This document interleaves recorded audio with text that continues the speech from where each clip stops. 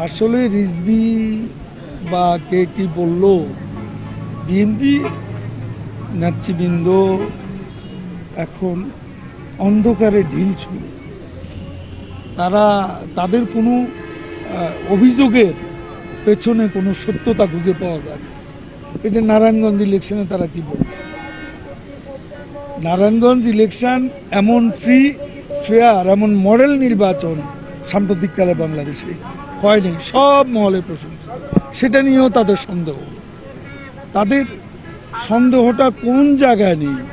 তারা সব ব্যাপারে তো সন্দেহের চোখে দেখে, তারা সব ব্যাপারে অন্ধকারে ঢিল ছোড়ে। আসলে তারা সত্য খুঁজে পায় না। আমি এজন্যই বলি বিএনপির নামটা এখন তাদের পরিবর্তন করে বাংলাদেশ নালিশ পার্টি রাখা উচিত। কারণ নালিশ ছাড়া তাদের আর কিছু নেই। তারা নালিশ নির্ভর পার্টিতে পরিণত হয়েছে। কর্মসূচি দেয়, নেতারা ঘরে শুয়ে শুয়ে হিন্দি সিরিয়াল দেখে, তারা কেউ বাইরে যায় না, রাস্তায় বেরোয় না। তো কর্মীরা কি করে আন্দোলনে শরিক হবে?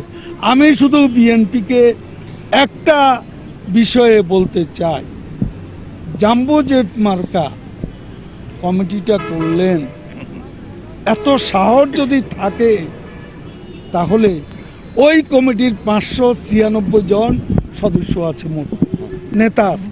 এই 596 জন ঢাকায় একটা মিছিল করে দেখা, তারপর বুঝবো তাদের কত সাহস।